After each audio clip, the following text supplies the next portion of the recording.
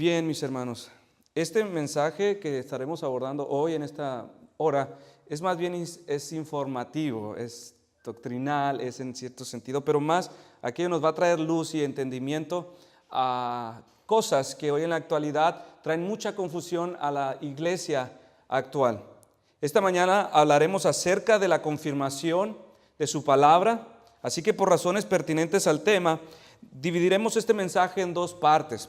Primeramente nos tomaremos el tiempo para hablar acerca de a quienes les fue confirmada la palabra, para después pasar en un segundo mensaje la próxima semana, Dios mediante, hablaremos cómo les fue confirmada esta palabra. Para responder a quienes, explicaremos a quién se refiere nuestro texto cuando dice en el verso 3, nos fue confirmada por los que oyeron, testificando Dios juntamente con ellos. Y responderemos el cómo explicando la última parte del verso 4 con señales y prodigios y diversos milagros y repartimientos del Espíritu Santo según su voluntad. Esto último será el mensaje de la próxima semana. Vamos pues a nuestro texto, Hebreos capítulo 2, y vamos a leer a partir del verso 1. Dice, por tanto, es necesario que con más diligencia atendamos a las cosas que hemos oído. No sea que nos deslicemos, porque si la palabra dicha por medio de los ángeles fue firme, y toda transgresión y desobediencia recibió justa retribución, ¿cómo escaparemos nosotros si descuidamos una salvación tan grande, la cual, habiendo sido anunciada primeramente por el Señor, nos fue confirmada por los que oyeron, testificando Dios juntamente con ellos, con señales y prodigios, y diversos milagros y repartimientos del Espíritu Santo según su voluntad? Una vez habiendo dicho el escritor que toda palabra que fue comunicada por los ángeles fue firme y que toda desobediencia recibió justo castigo, el autor nos llama a tomar con más seriedad y con más diligencia esta última palabra que ha sido dicha por el Hijo, el Evangelio, diciendo en palabras, porque si la voz de los siervos que fue rechazada fue severamente castigada, ¿cuánto más castigo recibirán aquellos que rechacen la misma palabra que ha salido de la boca del Rey? Este fue nuestro sermón anterior, y si usted lo quiere volver a escuchar, pues gracias a Dios tenemos un canal donde usted puede volverlo a escuchar. En el verso 3 dijimos también que se hizo una afirmación en forma de pregunta. ¿Cómo escaparemos nosotros si descuidamos una salvación tan grande? No está preguntando cuál es tu opción, cuál será tu excusa, sino está declarando una afirmación. Esta salvación tan grande, la cual es descuidada, es la forma retórica para decir el descuido del Evangelio. En algunos pasajes los autores inspirados de la Biblia se refirieron a la belleza y excelencia del Evangelio llamándole palabra de salvación o camino de salvación. Como en Efesios 1:13 dice, en él también vosotros, habiendo oído la palabra de verdad, el Evangelio de vuestra salvación. Hechos 13:26, varones hermanos, hijos del linaje de Abraham, y los que entre vosotros teméis a Dios, a vosotros es enviada la palabra de esta salvación. Romanos 1:16, porque no me avergüenzo del Evangelio, porque es poder de Dios para salvación. Hechos 16:17 en la segunda parte del verso, estos hombres son siervos del Dios Altísimo, quienes os anuncian el camino de salvación. A esto de Hebreos es lo que está diciendo, la cual, refiriéndose a esta palabra del Evangelio, habiendo sido anunciada primeramente por el Señor, nos fue confirmada por los que oyeron. Lo que el escritor está diciendo es lo siguiente: este Evangelio de salvación fue anunciado personalmente por Cristo, y quienes recibieron este mensaje de primera mano fueron sus discípulos o apóstoles. Estos hombres, después de Cristo, habrían de continuar la proclamación de este Evangelio en el mundo. Esto lo harían a partir después, pues de la ascensión de Cristo. Esta fue la labor que les fue encomendada a los 12. No, esta labor no sería sencilla, no sería fácil, pues se adentrarían en el mundo con un mensaje totalmente opuesto al mundo, totalmente chocante al orgullo y inoportuno e irracional al mundo en el mayor de los casos. Así que por esta razón, los apóstoles necesitarían el respaldo de Dios en esta proclamación de un mensaje como este.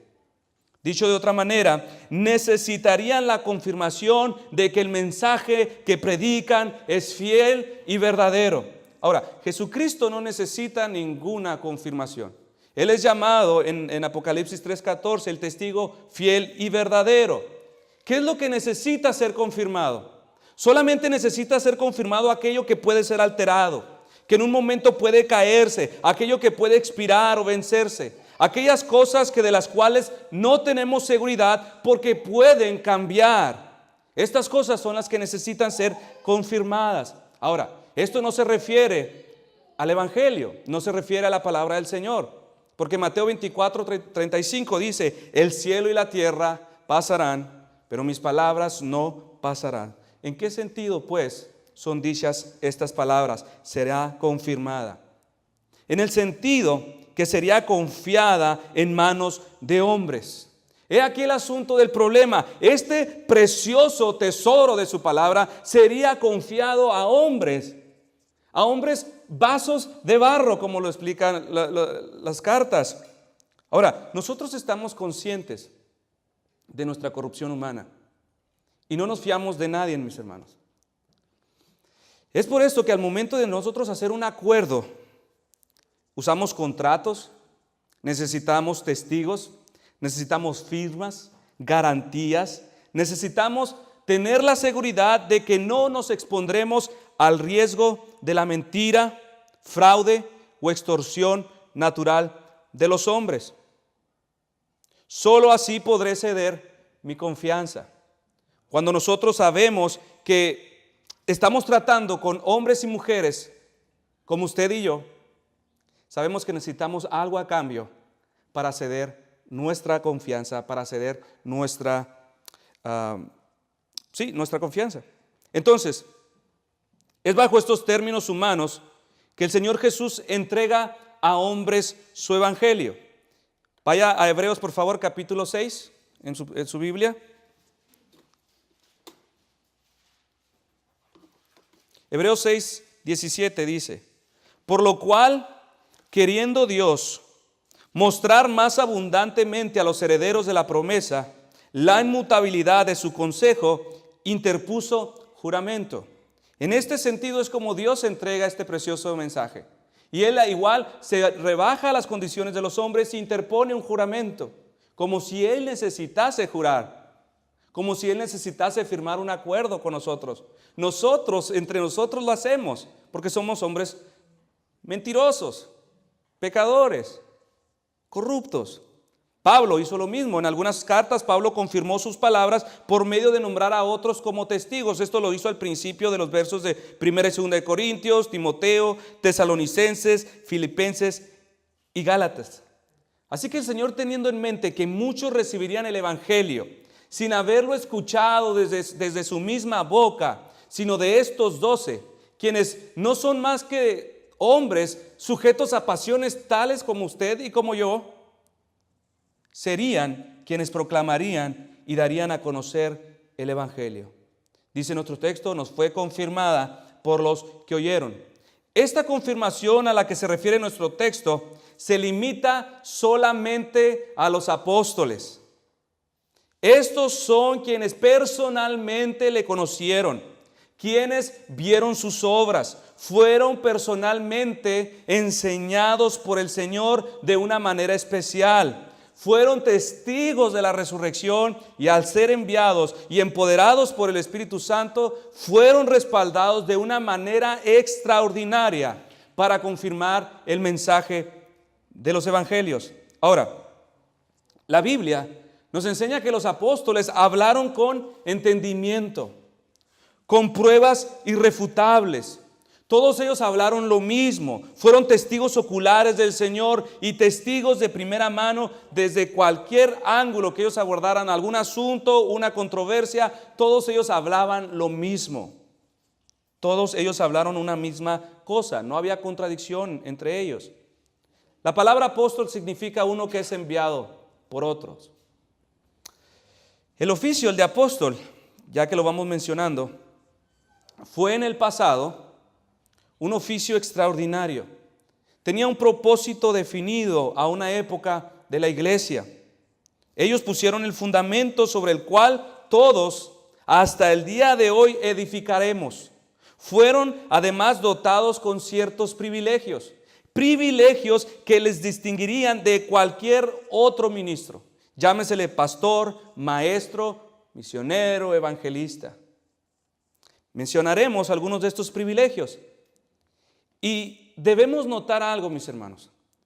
He aquí la exhortación a notar. Que estos privilegios no son transferibles a ninguna otra época distinta de la iglesia. Ni distinta a los primeros, ni va más allá de los primeros 2 siglos de la iglesia.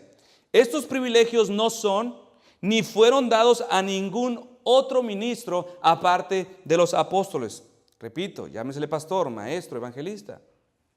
Estos privilegios fueron no haber recibido el evangelio de segunda mano, sino del mismo Señor, de la misma boca. En un sentido literal, real y verdadero, se dice que los apóstoles fueron inspirados por Cristo.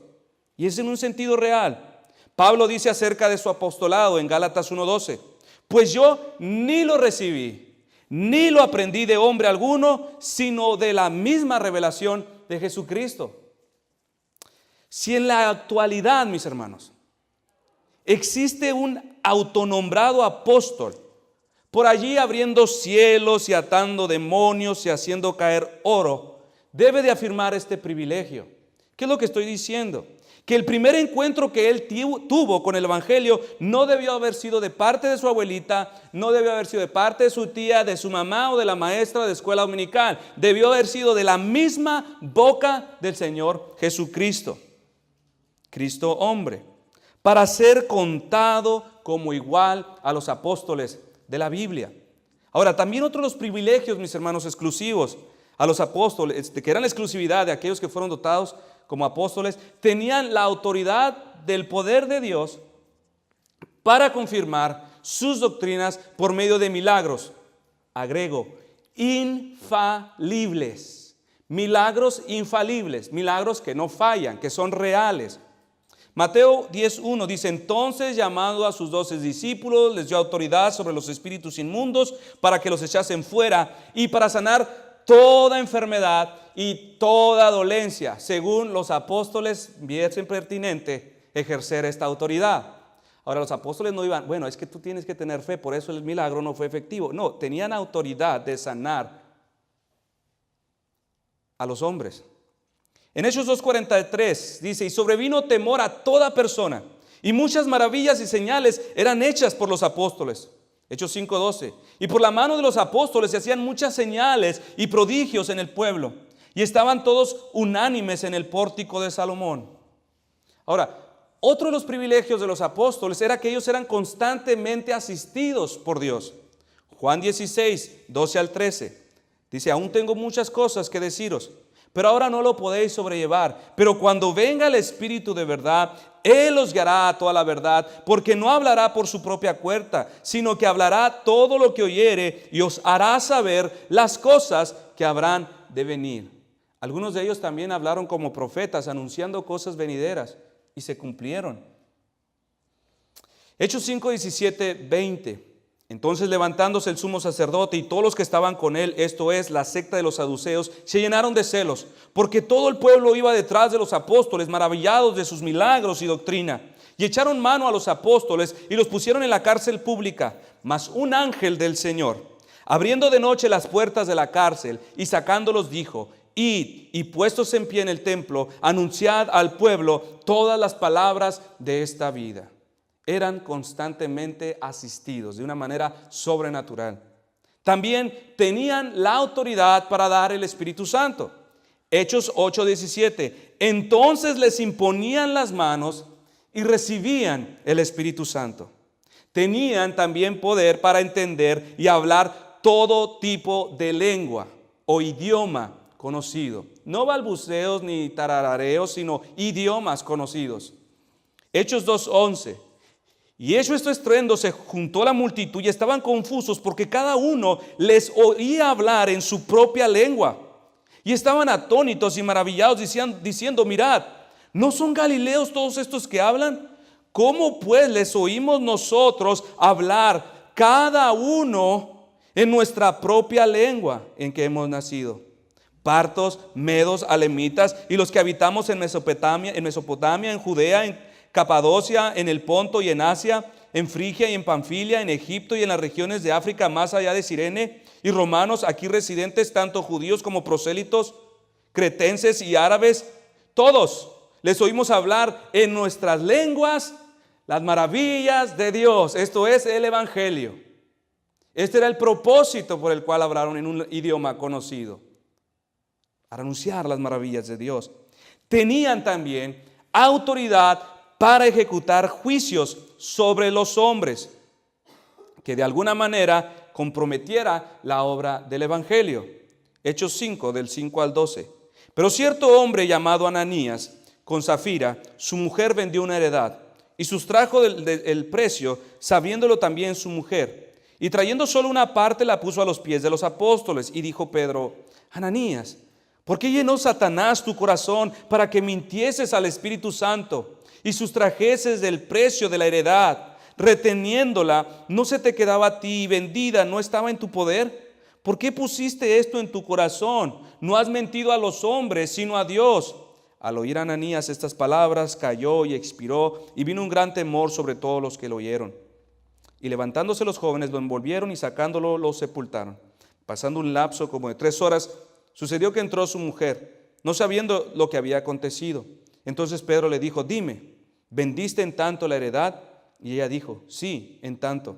Y Pedro le dijo, ¿por qué conveniste en tentar al Espíritu del Señor? He aquí a la puerta los pies de los que han sepultado a tu marido y te sacarán a ti. Al instante ella cayó a los pies de él y expiró. Y cuando entraron los jóvenes la hallaron muerta, la sacaron y la sepultaron junto a su marido. Y vino gran temor sobre toda la iglesia y sobre todos los que oyeron estas cosas. Y por la mano de los apóstoles se hacían muchas señales y prodigios en el pueblo. Y estaban todos unánimes en el pórtico de Salomón. También ellos en Hechos 13, 2 al 12 vemos esto. Llegados a Salamina, anunciaban la palabra de Dios en las sinagogas de los judíos. Tenían también a Juan de ayudante. Y habiendo atravesado toda la isla Tapafos, hallaron a cierto mago, falso profeta, judío, llamado Bar Jesús. Y estaba con el procónsul Sergio Paulo, varón prudente. Este, llamando a Bernabé y a Saulo, deseaba oír la palabra de Dios, pero le resistía Elimas, el mago, pues así se traduce su nombre, procurando apartar de la fe al procónsul. Entonces Saulo, que también es Pablo, lleno del Espíritu Santo, fijando en él los ojos, dijo, oh lleno de todo engaño y de toda maldad, hijo del diablo, enemigo de toda justicia, ¿no cesarás de trastornar los caminos rectos del Señor? Ahora, pues he aquí la mano del Señor está contra ti, y serás ciego, y no verás el sol por algún tiempo. E inmediatamente cayó sobre él oscuridad y tinieblas, y andando alrededor buscaba a quien le condujese de la mano. Entonces el procónsul, viendo lo que había sucedido, creyó, maravillado de la doctrina del Señor. Tenemos otro ejemplo de esta autoridad para ejecutar juicios, Hechos 8:18. Cuando vio Simón que por la imposición de la mano los apóstoles se daba el Espíritu Santo, les ofreció dinero, diciendo, dadme también a mí este poder, para que cualquiera a quien yo impusiere las manos reciba el Espíritu Santo. Entonces Pedro le dijo, tu dinero perezca contigo, porque has pensado que el don de Dios se obtiene con dinero. Ahora, estos privilegios, mis hermanos, evidentemente muestran que los apóstoles fueron dotados con tal autoridad. Autoridad que no nos ha sido dada a nosotros. Por ejemplo, nosotros no tenemos autoridad para entregar a alguien a Satanás, para condenar a quienes se nos oponen. Algunos con el pretexto de su carne dicen que sí, Otros dirían por su dureza que sí, pero es como cuando hablamos de la facultad que tienen los gobiernos. No es nuestra tarea andar castigando al malvado. Esa es la autoridad le ha sido al gobierno. Lo mismo es cuando hablamos de esta autoridad que le fue dado a los apóstoles. Llamen, y el lenguaje que hayan usado, cómo lo hayan condenado a otros hombres, no es algo que se le ha dado a alguien distinto a los apóstoles. Ahora, también, como hemos dicho, fueron privilegiados con extraordinarias habilidades para llevar a cabo esta tarea extraordinaria que les fue encomendada, refiriéndonos predicación del evangelio. Los apóstoles fueron constantemente asistidos, tal y como dice nuestro texto, con señales, prodigios, diversos milagros y repartimientos del Espíritu Santo. Ahora, mis hermanos, tengo muy en claro que si en este preciso momento fuésemos una iglesia por allá del 1800, sería suficiente con dejar hasta aquí los privilegios con los que los apóstoles fueron confirmados o con las autoridades con la que ellos fueron dotados. Pero no sería suficiente, mis hermanos, con hacer esto, porque estos privilegios apostólicos sobre cualquier otro ministro de la palabra o mencionar estas obras extraordinarias, en esa época, en esos años de 1800, esto de los apóstoles es generalmente y claramente entendido como un ministerio exclusivo a la era primitiva de la iglesia. Si nosotros estuviéramos en ese tiempo, no sería necesario agregar más a este sermón.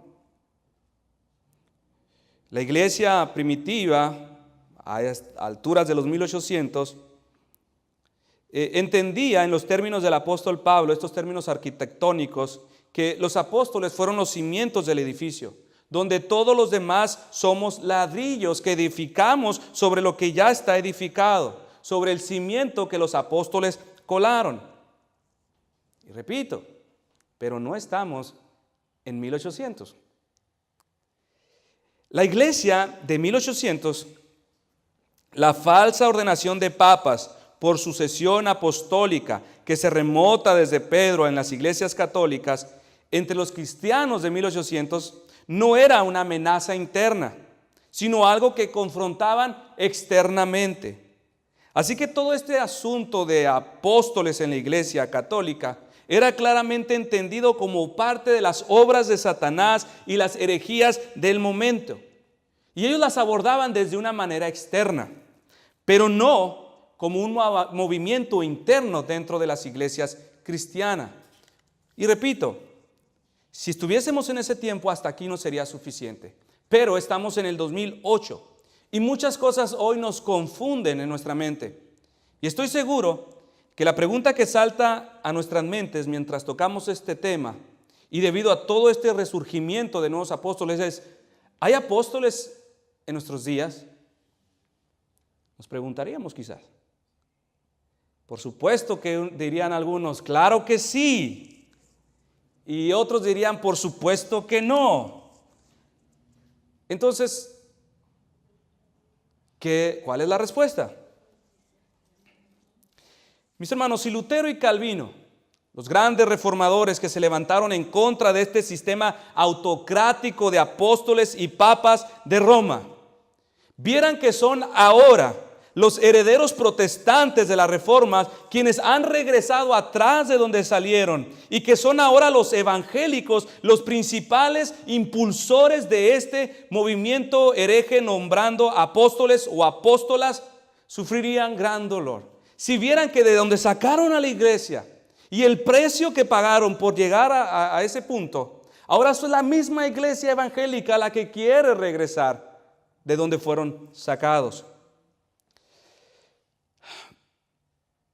Por supuesto que pensamos principalmente en los movimientos pentecostales, movimientos carismáticos, pero entre ellos, mis hermanos, hoy ya se encuentran bautistas, luteranos, presbiterianos, anglicanos, todos aquellos que portaban el distintivo de la reforma y que fueron fervorosos en defender el principio de la sola escritura, con el tiempo se han apartado de ella y esto ha permitido como consecuencia regresar a donde salieron.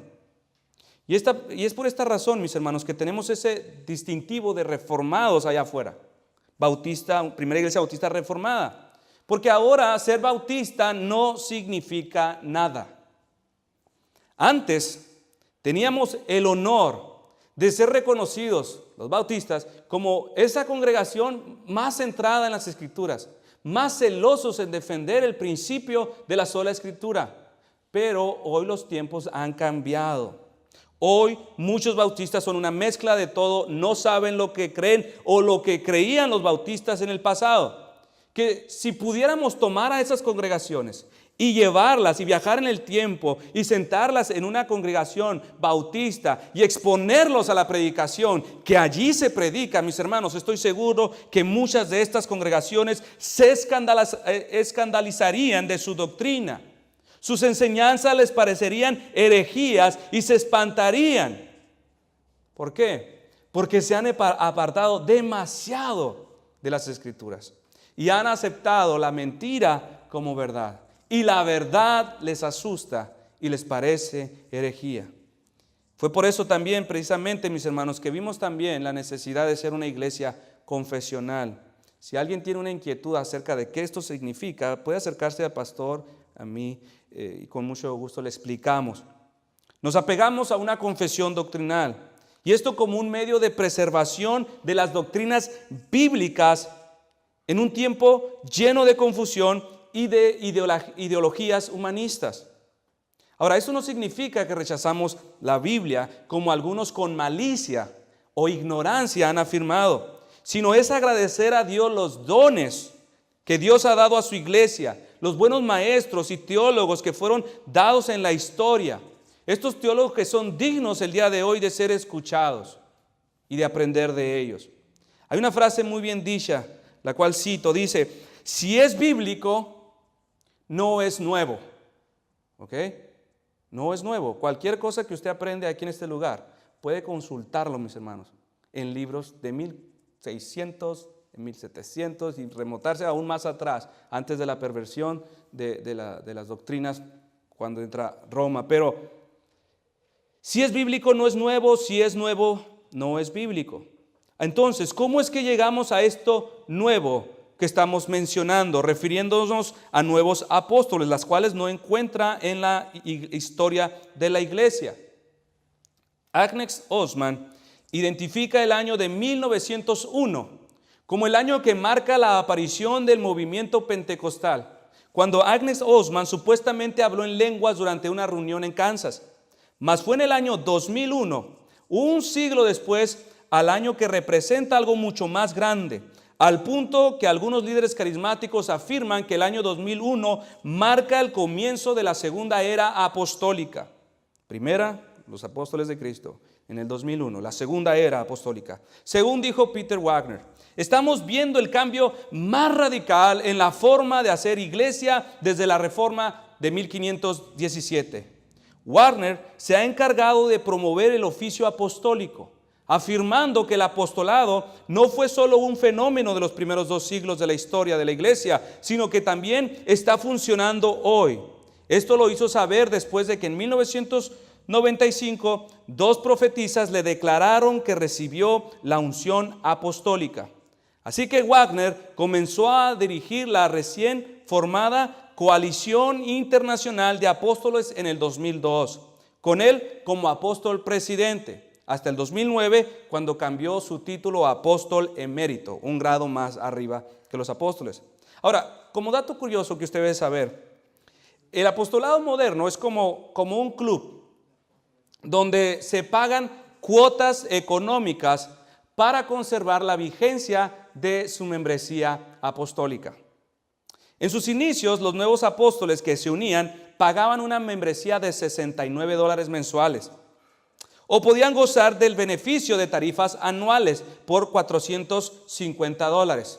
Pero esto era para solteros, porque si usted estaba casado, pues el costo variaba. Pero podía optar por la cuota anual, la cual es de $650, donde por solo $100 más, su esposa también recibe el nombre de apóstola.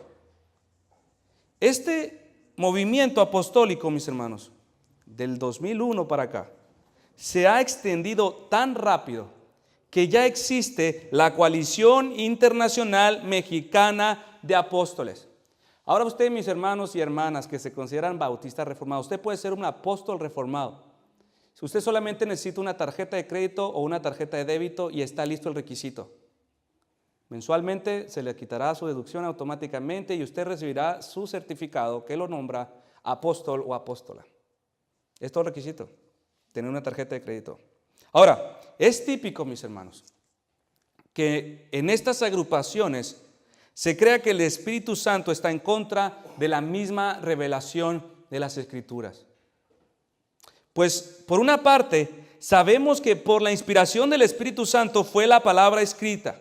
Y es esta misma palabra la que nos da las cualificaciones, la que nos da requisitos o características de un verdadero apóstol para distinguirlos de los falsos.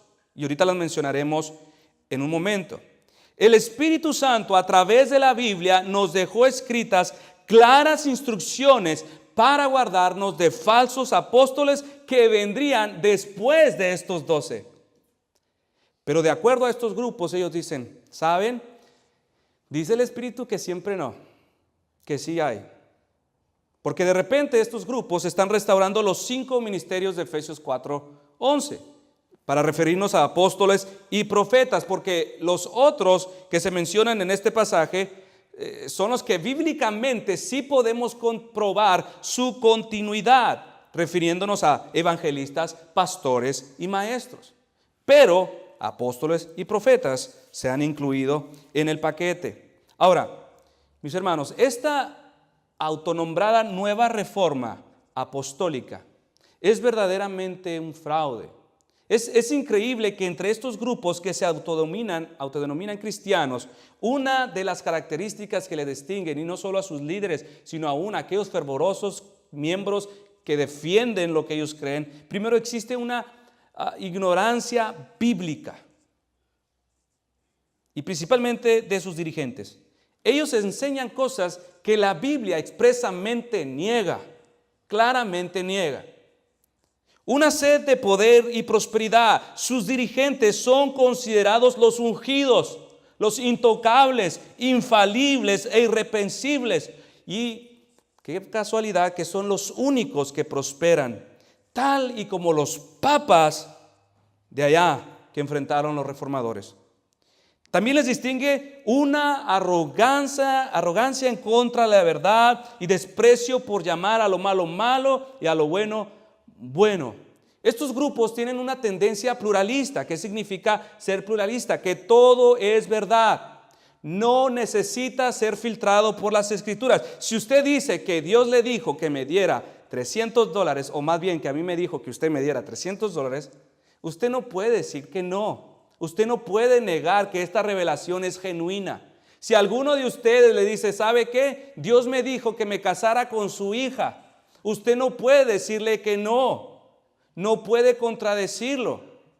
Pluralistas. Si mientras cantamos a algún hermano loco se le ocurre subirse al púlpito y cantar Santo, Santo y bailar aquí arriba, usted no puede decirle que él no está adorando.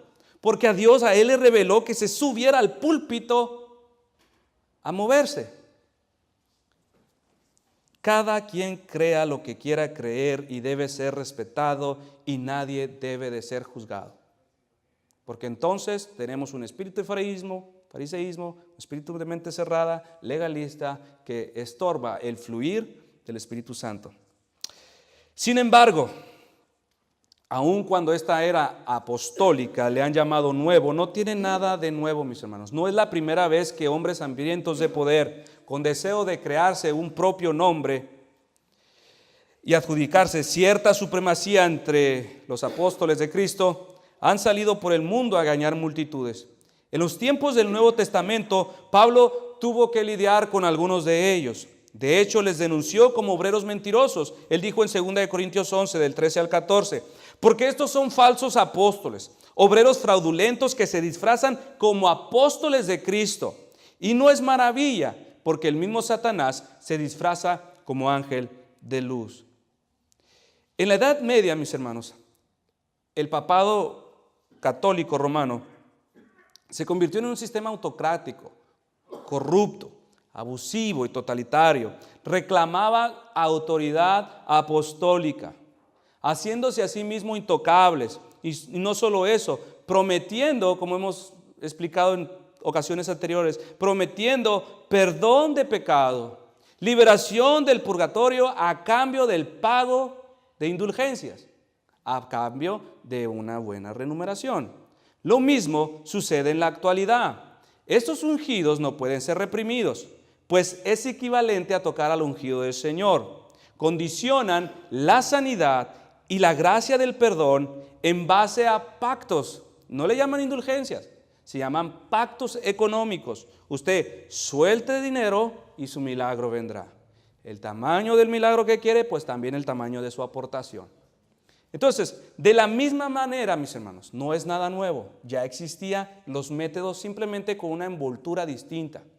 Pero básicamente el principio detrás es el mismo.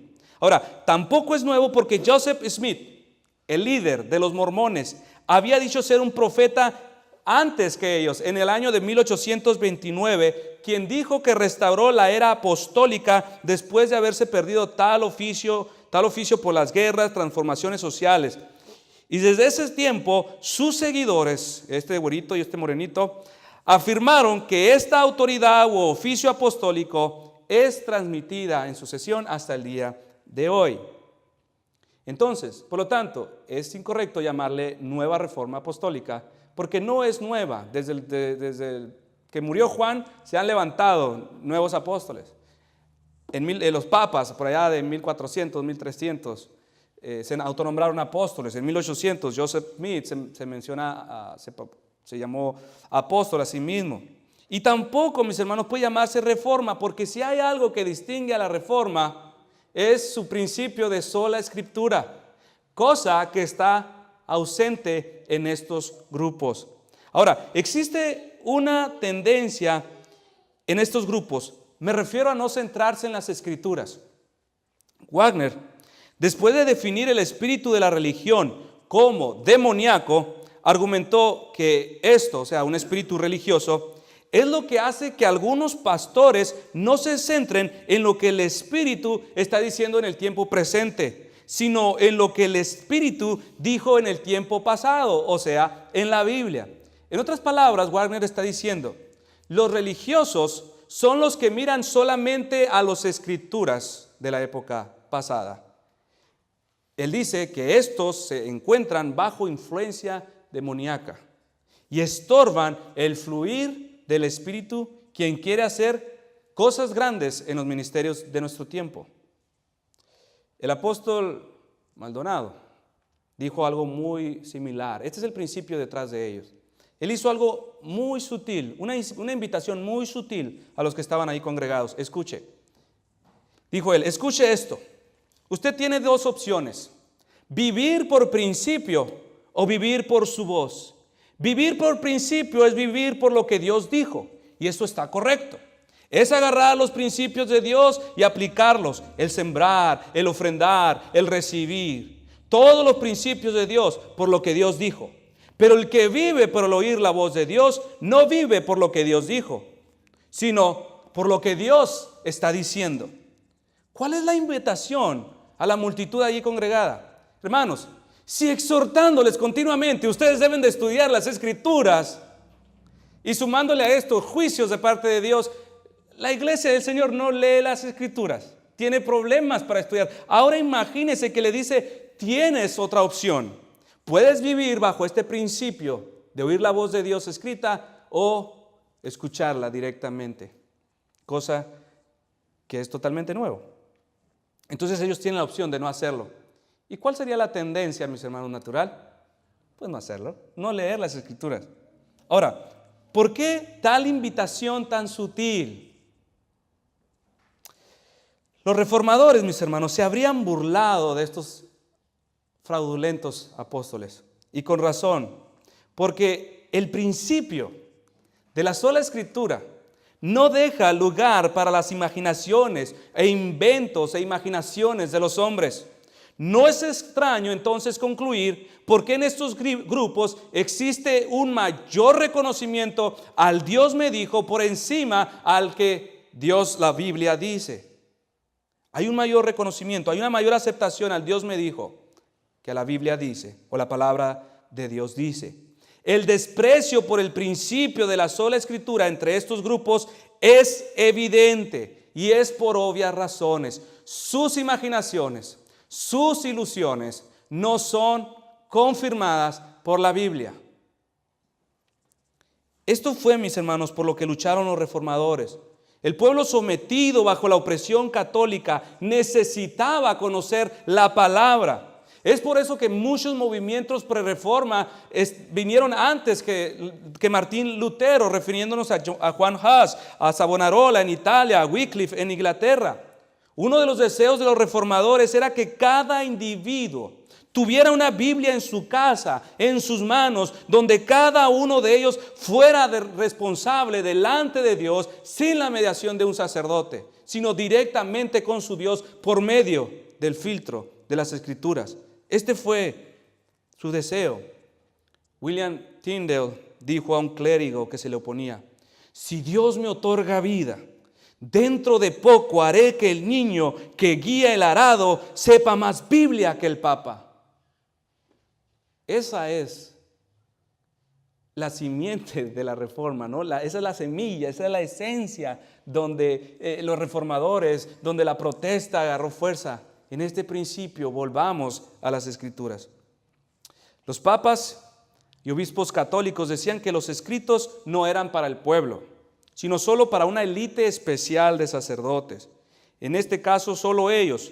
El único encuentro que tenía el pueblo con las Escrituras, mis hermanos, era que esta Biblia era leída en un idioma desconocido, en latín. Todo el pueblo ahí congregado, pero ellos no sabían lo que la palabra de Dios decía. Así que el principio detrás de estas agrupaciones es la misma: no a las Escrituras. Usted pruébelo, usted lo puede probar. Yo lo he intentado tantas veces, lo he hablado. Profe, como dicen los alumnos, pero eso fue de antes. Pero la Biblia dice, pero eso fue de antes. O sea, está diciendo, eso es otra cosa. Esto es algo nuevo. Vamos pues nosotros, los religiosos y cerrados de mente, poseídos por un espíritu demoníaco y de fariseísmo, a las Escrituras, y veamos por qué estos grupos, mis hermanos, prefieren cerrar las Escrituras, predicar 20 minutos filosofías humanas, inventos, imaginaciones, sueños y visiones, 2 horas de música para llenar el programa de sus servicios. Ahora, quiero darle, mis hermanos, que veamos que no es muy complicado demostrar con las Escrituras que esto de los apóstoles es imposible para después de los primeros siglos de la iglesia, cuando muere el último, Juan. Si tomamos en cuenta los requisitos bíblicos para los verdaderos apóstoles, probaremos que no es tan difícil entender que son falsos.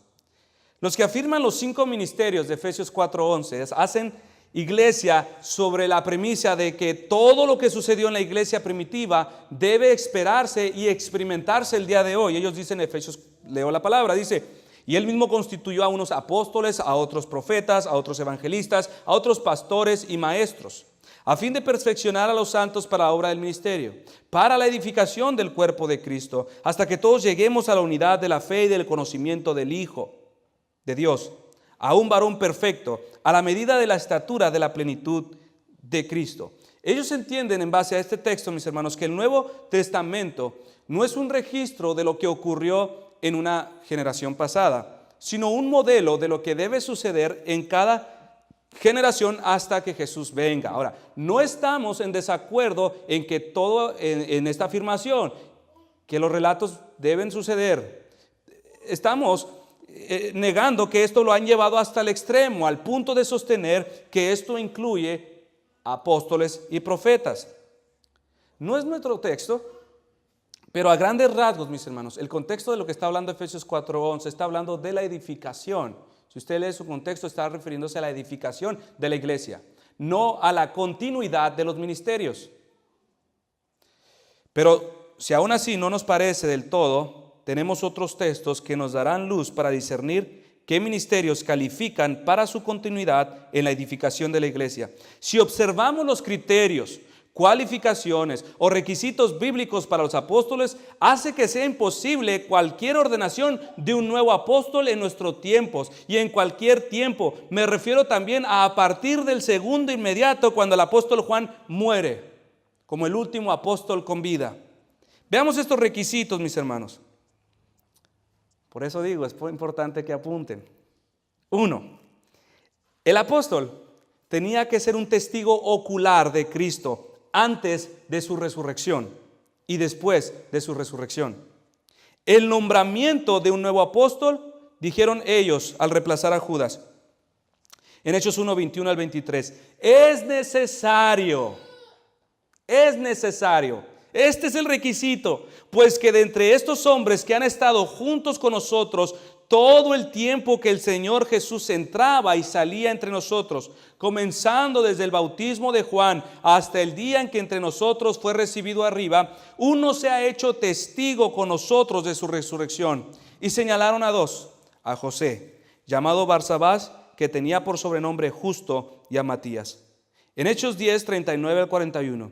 Y nosotros somos testigos de todas las cosas que Jesús hizo en la tierra de Judea y en Jerusalén, a quien mataron colgándole en un madero.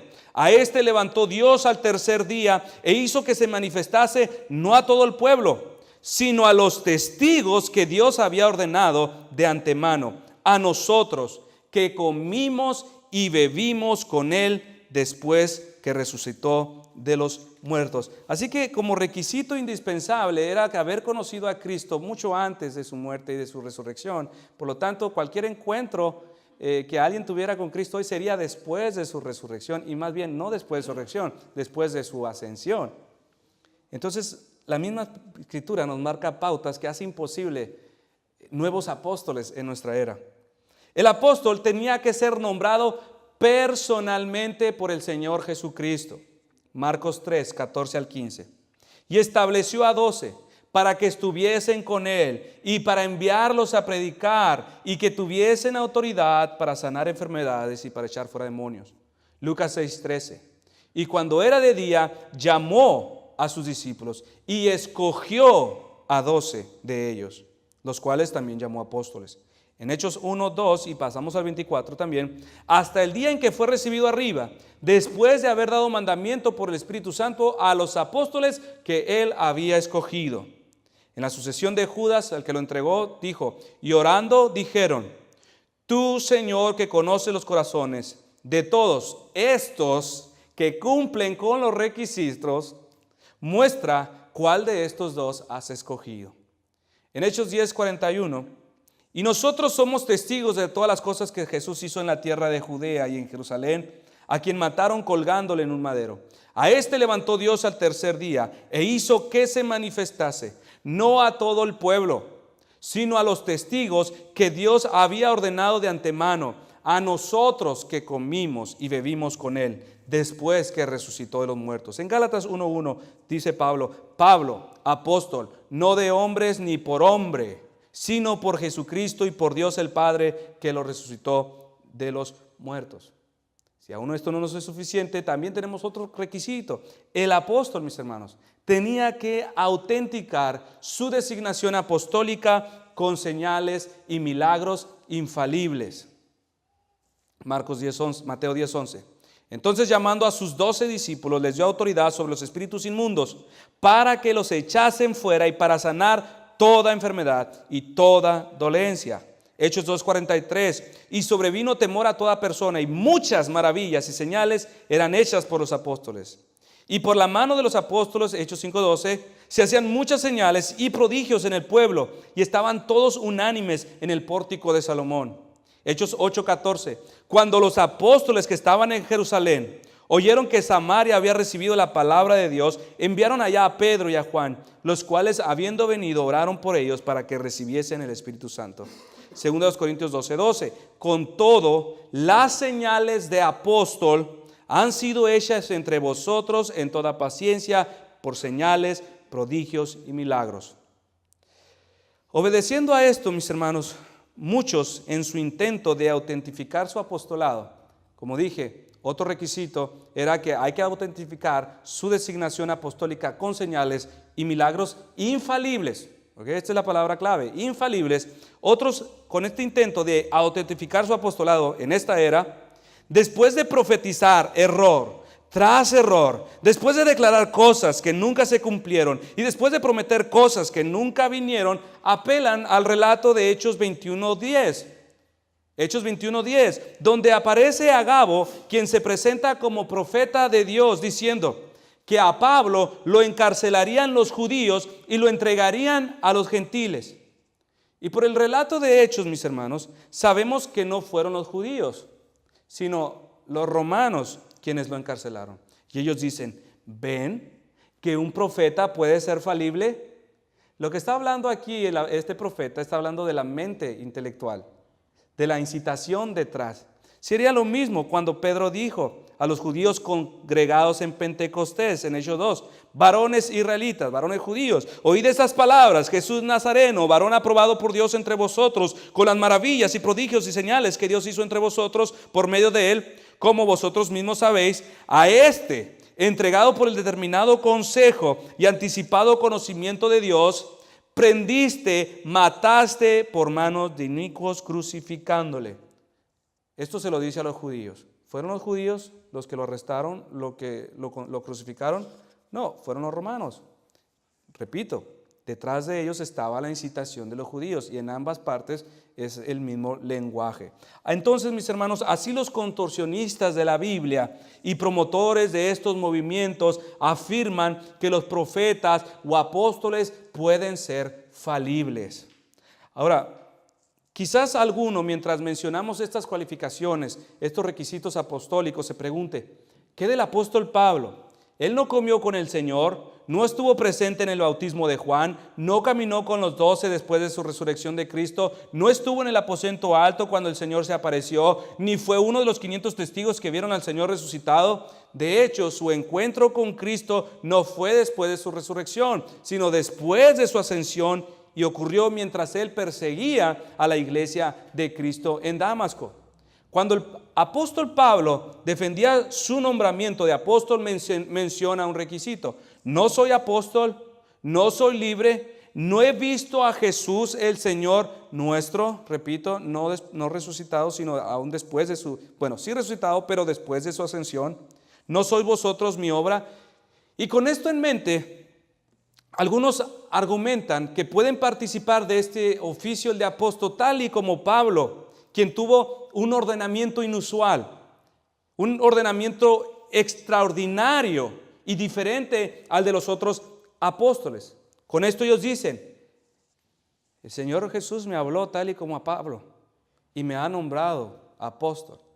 Pero, mis hermanos, al mirar a Pablo para confirmar su llamado, ignoran voluntariamente lo que el mismo Pablo dijo acerca de su llamado extraordinario. Pablo mismo dijo en 1 Corintios 15, del 5-9, él dijo que él era el último y que apareció a Cefas y después a los 12. Después apareció a más de 500 hermanos a la vez, de los cuales muchos viven aún y otros ya duermen. Después apareció a Jacobo, después a todos los apóstoles y al último de todos, como a un abortivo, como lo último, un despreciado, me apareció a mí. Porque yo soy el más pequeño, otras traducciones creo que dicen ahí más pequeño, dice porque soy el último de los apóstoles, que no soy digno de ser llamado apóstol porque perseguí a la iglesia de Dios. Él dice, si hay alguien más, soy yo el último y no hay otro después. Pablo reconoce que su llamado fue extraordinario, pues donde los demás se les reconoce ser testigos de Cristo antes y después de su resurrección, Pablo es testigo de Cristo resucitado, pero aún después de su ascensión. Pero además agrega, soy el último de los apóstoles. No hay ni habrá otro después de mí llamado de esta forma. El último testigo ocular de Cristo resucitado fue Pablo. Así que cualquiera que reclame ser apóstol después de Pablo, quien dijo ser el último de los apóstoles, debemos de pensar, bueno, uno de los dos está mintiendo. O fue Pablo o es este que está frente a mí, el mentiroso. Y por tanto, La Biblia no es confiable si Pablo está mintiendo. O es X o es el apóstol el mentiroso. Mis hermanos, no se necesita mucha inteligencia para entender esto, pero sí se necesita mucha arrogancia para, después de escuchar de la misma palabra, ignorar y seguir abrazando la mentira de nuevos apóstoles el día de hoy. Con esto estoy diciendo que fueron las palabras de los apóstoles autorizadas para ser escritas, mis hermanos, en la Biblia. Ahora, ya que mencionamos esto de las Escrituras, debemos recordar, mis hermanos, que fueron estos mismos 12 quienes fueron dotados con tal autoridad en la revelación del Evangelio, de manera que se dice que si alguno de estos hablaban, bueno, se dice, fueron inspirados, pero si alguno de estos hablaba o enviaba alguna carta a alguna de las iglesias o bajo su autorización, esta carta era recibida y obedecida como salida de la misma boca de Dios. Estos fueron palabras autorizadas para ser escritas en la Biblia. Cualquier carta que era recibida se reconocía como inspirada y autorizada como regla de fe y práctica.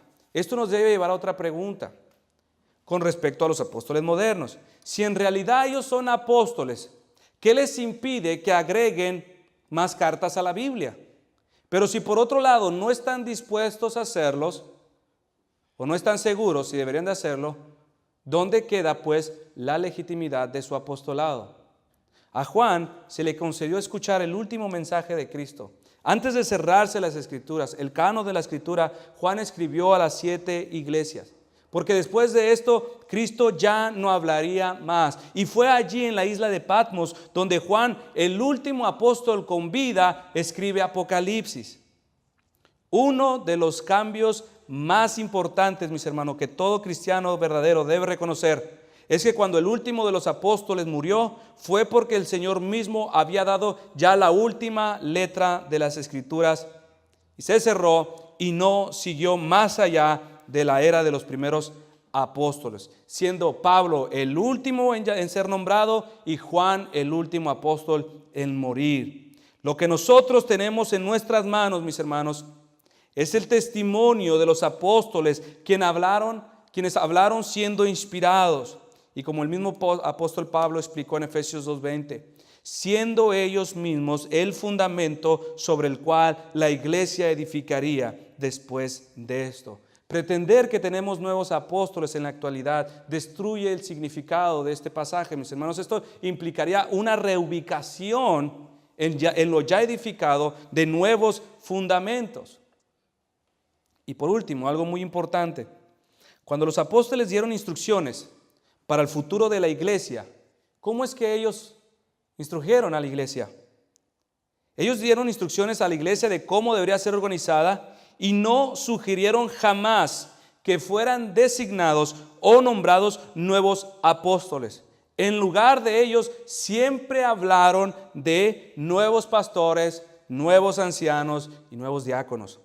1 Pedro 5:2, ruego a los ancianos que están entre vosotros, yo anciano también con ellos y testigo de los padecimientos de Cristo, que soy también participante de la gloria que será revelada, apacentad la grey de Dios que está entre vosotros, cuidando de ella, no por fuerza, sino voluntariamente, no por ganancia deshonesta, sino con ánimo pronto.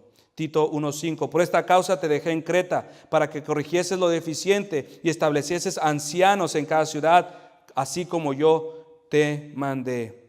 Y en esta organización de iglesias futuras, mis hermanos, también tenemos Timoteo 3, que habla de esos requisitos innegociables para quienes fungirán en este oficio. Y jamás se menciona algo acerca de nuevos apóstoles, nuevos profetas. En ninguna de las otras epístolas se habla acerca de la perpetuidad de los apóstoles, pero sí se habla mucho de la organización de iglesia bajo gobierno de pastores y diáconos calificados.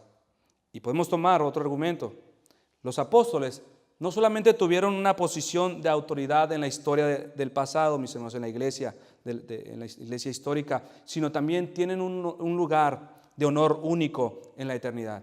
En la descripción de la Nueva Jerusalén, Juan explica su visión y él dice lo siguiente en Apocalipsis 20:14.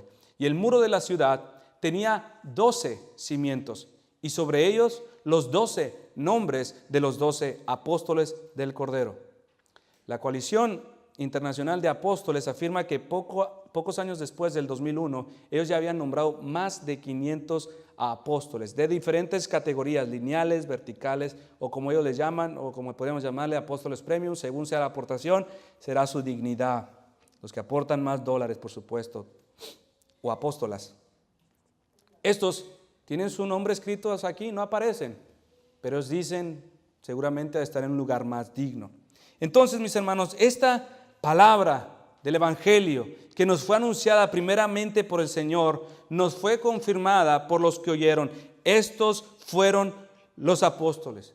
Cualquier evaluación honesta de la evidencia del Nuevo Testamento revela que los apóstoles fueron un grupo exclusivo de hombres elegidos con todo cuidado y personalmente comisionados por el Señor para sentar las bases doctrinales de la iglesia y tener a Cristo como piedra angular. Nadie en vivo hoy puede decir que cumple con los criterios para el apostolado bíblico. E incluso en el primer siglo, cuando todos concordaban que la operación de señales y milagros operaban en forma plena, se entendía que solo un grupo selecto de líderes espirituales fueron considerados apóstoles. En siglos posteriores nadie afirmó ser un apóstol, sino que todos los líderes cristianos vieron la era apostólica como única e irrepetible. Ese fue el consenso hasta el siglo XXI, donde de repente se nos dice que debemos aceptar nuevamente el resurgimiento de nuevos apóstoles en la iglesia. Y la verdad es que cuando Juan murió, el último de los apóstoles, el apostolado llegó a su fin. No existen más apóstoles en nuestros días. Sin embargo, esto no significa que los apóstoles no tienen ninguna relevancia hasta el día de hoy. Lo que sí estamos diciendo es que su influencia por medio de los escritos en las Escrituras, los cuales fueron inspirados, continúan hasta el día de hoy. Lo más cercano a un apóstol en nuestros días, mis hermanos, es uno que habla conforme a las Escrituras. Eso es lo más cercano que puede tener a un verdadero apóstol. Eusebius, ya con esto cierro, mis hermanos, en su libro de Historia Eclesiástica preservó un fragmento de la biografía de Irenaeus de Lyons, donde se menciona la forma en cómo el apóstol Juan pasa este mensaje de la salvación a Policarpio, uno de sus discípulos, que antes de sufrir el martirio en el año 155 después de Cristo, pasó el mismo mensaje a uno de sus alumnos llamado Irenaeus. Irenaeus comparte su experiencia. Así como Policarpo recuerda las palabras concernientes al Señor acerca de sus milagros y sus enseñanzas, palabras de vida que recibió del testigo Juan, Policarpo repite la misma armonía de palabras a mí, y por la gracia de Dios las escuché atentamente y las escribí no en papel, sino en mi corazón, y continuamente por la gracia de Dios las repito fielmente a otro.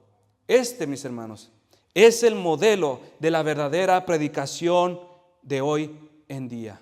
Lo que ha sido anunciado por el Padre fue anunciado a Cristo. Cristo instruyó a sus apóstoles y los apóstoles encomendaron a otros que repitan las mismas cosas que ellos han enseñado hasta el día de hoy. Nuevas revelaciones no las hay. La Escritura está completa.